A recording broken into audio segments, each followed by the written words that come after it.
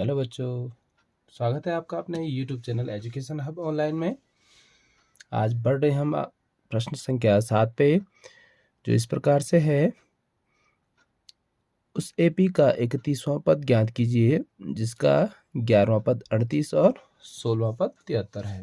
इस प्रकार के प्रश्न आपने प्री बोर्ड 2023 में देख लिए होंगे और आगामी परिषदीय परीक्षा के लिए भी बहुत महत्वपूर्ण प्रश्न है। तो स्टार्ट करने का जो तरीका है इसका तो ध्यान से देखेंगे आप लोग। इसमें ना तो प्रथम पद दिया है और न ही सर्वांतर दिया है, तो इसको हमने सबसे पहले मान लेना है। माना एपी का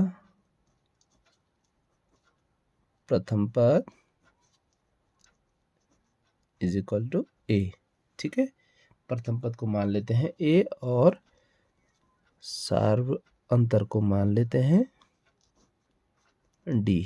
ठीक है, एपी का प्रथम पद ए हो गया और सार्वअंतर डी हो गया। क्योंकि ए एन इक्वल टू क्या होता है समांतर श्रेणी में, a plus n minus one into D. ठीक है, तो जो दिया है उसका यूज करिए। हम पहली जो कंडीशन दी है कि 11वां पद क्या है, 38 है। एपी का 11वां पद इक्वल टू 38। ठीक है, ए 11 इक्वल टू है 38, क्योंकि ए 11 इक्वल टू क्या हो जाएगा, सूत्र के अकॉर्डिंग एन की जगह पे 11 रखना है, हो जाएगा 11 minus one into D. A 11 equal to है 38 इक्वल टू ए प्लस 11 में से गया 10 डी। ठीक है, इसको यहीं पे छोड़ देते हैं, ये हो जाएगा समीकरण नंबर 1। बिल्कुल इसी तरीके से दूसरी कंडीशन जो दे रखी है वो दी है एपी का 16वां पद क्या है, 73 है। ठीक है, 16वें पद को डिनोट किया जाएगा ए 16 इक्वल टू दिया है 73, क्योंकि ए 16 इक्वल टू हो जाएगा ए प्लस एन की जगह क्या रखना है 16 माइनस वन इंटू डी। ठीक है, तो ए 16 इक्वल टू हो जाएगा 73 इक्वल टू ए धन 16 में से गया 15 डी, समीकरण नंबर 2। ठीक है, समीकरण 1 और समीकरण 2 में दो वेरिएबल हैं, पहला ए है दूसरा डी है। तो आप किसी भी विधि से हल कर सकते हैं। आपको विधियाँ दो चर वाले रैखिक समीकरण में आपने सीख रखी होंगी। ठीक है, तो देखिए हम यहाँ पे विलोपन विधि का प्रयोग करते हैं समीकरण 1 तथा समीकरण 2 से।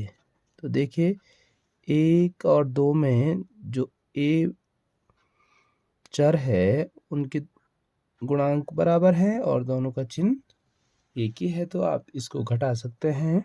समीकरण 2 लिख लीजिए पहले, क्योंकि इसमें जो पद हैं उनकी गुणांक बड़े बड़े हैं, तो आप घटाने में आसानी हो जाएगी।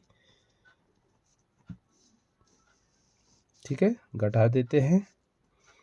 ए ऋण ए 0, 15 में से 10 डी गया, बचा 5d इक्वल टू, यहाँ भी घटा देते हैं।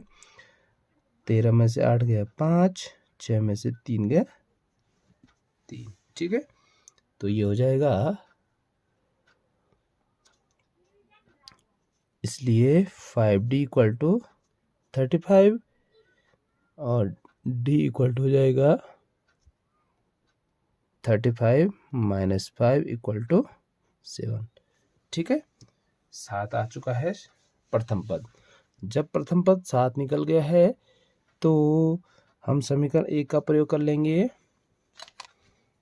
यहीं पे कर लेता हूँ मैं।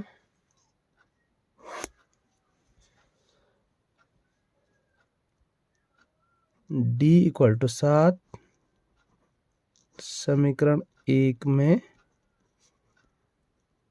रखने पर तो ये हो जाएगा 38 इक्वल टू ए धन 10 गुणा के 7। 38 इक्वल टू ए धन 10 70। ये हो जाएगा 38 माइनस 70 इक्वल टू ए धन ए इक्वल टू हो जाएगा, ये बचा 2, 10 में से 8 के 2, ये 6 में से 3 है, तो ये आ गया है -32। एपी का प्रथम पद आ गया है ऋण 32 और सारवंतर आ गया है 7। तो आप आसानी से एपी का कोई सा भी पद निकाल सकते हैं। अभी हमारे पास जो प्रश्न है वो पूछा है एपी का 31वां पद, तो इसलिए एपी का 31वां पद बराबर हो जाएगा ए 31 इक्वल टू ए धन 31 माइनस 1 इंटू डी। तो ए इक्वल टू है -32 धन 31 में से गया 30 गुणा गए 7। तो आप आसानी से हल कर सकते हैं इसको। -32 7 या 21 0, फिर घटा देंगे विपरीत चिन्ह, तो घटा देंगे 10 में से 2 गया 8, ये हो जाएगा 0, यहाँ से 10 में से 3 गया 7, यहाँ बचा 1, यह आ जाएगा 178। ठीक है आंसर। तो एपी का 31वां पद निकल गया है 178। आपने हल किया होगा इसको प्री बोर्ड परीक्षा में, तो जो तरीका है इसका वो इस प्रकार से है, और आप इसको अच्छी तरीके से तैयार कर लेना आगामी प्रसिद्धि परीक्षा के लिए। ठीक है, बढ़ते हैं आगे। प्रश्न 8 है, एक एपी में कुल 50 पद हैं, जिसका तीसरा पद 12 और अंतिम पद 106 है। तो ध्यान देंगे आप, अंतिम पद मतलब कौन सा पद होगा? 50वां पद होगा, क्योंकि टोटल पद 50 हैं, तो अंतिम पद हो गया 106 है। इसका 29वां पद ज्ञात करना है। तो आप समझ चुके होंगे, पिछले प्रश्न की तरह है ये भी। आपने सबसे पहले इस प्रकार के प्रश्नों पर मान लेना है। क्या बताया था मैंने? माना एपी का प्रथम पद इक्वल टू ए, और क्या मानना है? कॉमन डिफरेंस मान लेना है। ठीक है, सारवंतर इक्वल टू डी। क्योंकि एपी में कुल पदों की संख्या है, कितनी दे रखी है? 50, और अंतिम पद दिया है 106। तो जो अंतिम पद होगा वो 50वां पद ही होगा, इसलिए ए 50 इक्वल हो जाएगा 106, और ए 50 को आप लिख सकते हैं a plus 50 minus 1 into D equal to 106। A plus 49 D equal हो जाएगा 106। समीकरण नंबर 1 तैयार हो चुकी है। दूसरी कंडीशन को लेते हैं कि तीसरा पद दिया है एपी का, तथा एपी का तीसरा पद इक्वल टू दिया है 12। तीसरा पद हो गया A3 इक्वल टू 12, और सूत्र के अकॉर्डिंग A3 हो जाएगा A plus 3 minus 1 into D equal to 12, A धन 2D इक्वल टू 12। समीकरण नंबर 2। फिर से समीकरण 1 और समीकरण 2 को विलोपन विधि से हल कर लेते हैं।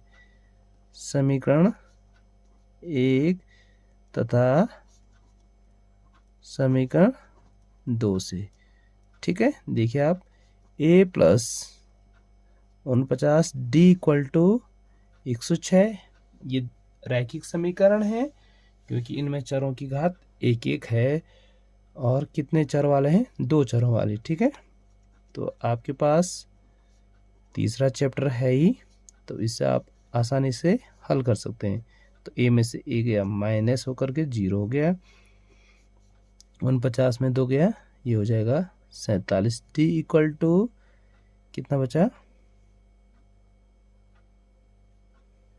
6 में से 2 गया 4, 10 में से गया 9, कितना हुआ 94। देन डी इक्वल टू हो जाएगा 94/47 इक्वल टू 2। डी का मान आ चुका है 2। आप क्या निकाल सकते हैं उसके बाद समीकरण 1 की हेल्प से। समीकरण 1 में या समीकरण 2 में, यहाँ पे 2 में जो अंक हैं वो छोटे हैं, तो आप 2 में रखेंगे तो आपको कैलकुलेट करने में आसानी होगी। तो समीकरण 2 में डी बराबर 2 का 2 रखने पर तो ये हो जाएगा a plus 2 into 2 equal to 12, a plus 4 equal to 12। तो a कितना हो जाएगा, a इक्वल टू हो जाएगा 12 माइनस 4 इक्वल टू 8। ठीक है बच्चों, तो समीकरण से हल करने पर आपको मिलता है AP का प्रथम पद 8 और सार्वंतर 2। तो आप कोई सा भी पद आसानी से निकाल सकते हैं। ठीक है, लेकिन प्रश्न में हमको पूछा गया है कि 29वां पद, इसलिए AP का 29वां पद इक्वल टू A 29, और A 29 आप जानते हैं A plus 29 minus 1 into D. ठीक है, A 29 equal to A plus 28 D. Value fill करेंगे, A बराबर 8 और D बराबर 2। ये हो गया 28 दूनी 56 और 56 और 8 हो गया 64। ठीक है, उम्मीद करता हूँ कि आपको प्रश्न अच्छे तरीके से समझ में आ गया होगा। तो आप इसको ज़रूर अपने दोस्तों के बीच में शेयर कर लेना। ठीक है, तो बच्चों इस क्रम में बढ़ते हैं 9वें प्रश्न पे। 9वां प्रश्न बिल्कुल 8वें और 7वें की तरह है। यदि किसी AP के तीसरे और 9वें पद क्रमशः 4 और ऋण 8 हैं तो इसका कौन सा पद शून्य होगा। ठीक है, यहाँ पे भी कोई पद पूछा गया है कि कौन सा पद शून्य होगा, तो आप समझ चुके होंगे कि कैसे स्टार्ट करना है। ठीक है, क्योंकि इसमें क्या नहीं दिया है, प्रथम पद और सार्वंतर नहीं दिया है, तो फिर से आप क्या करेंगे, मान लेंगे। माना AP का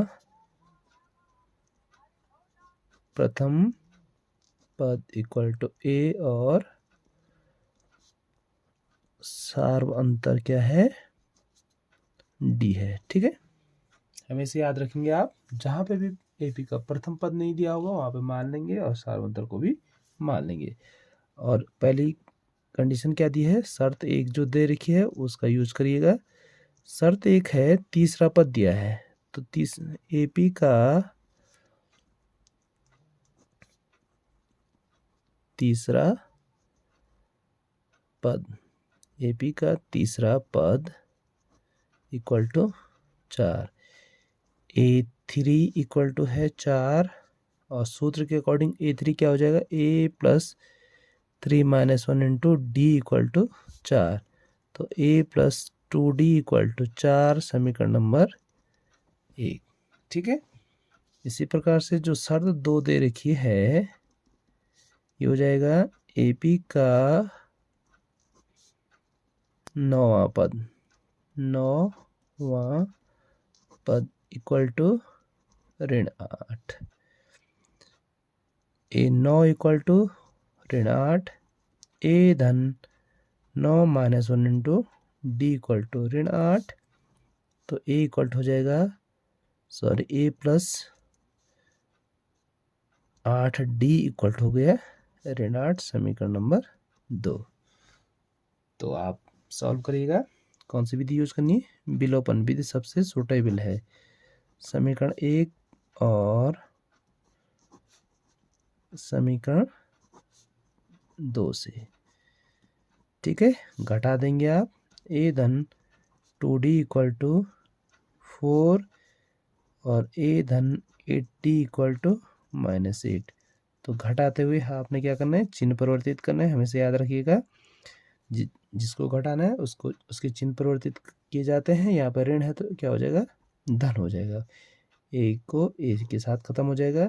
8 ऋण 2d minus 8d equal to हो जाएगा माइनस 6d इक्वल टू, अब ये धन हो गया, आपने माइनस नहीं सोचना इसको, ठीक है।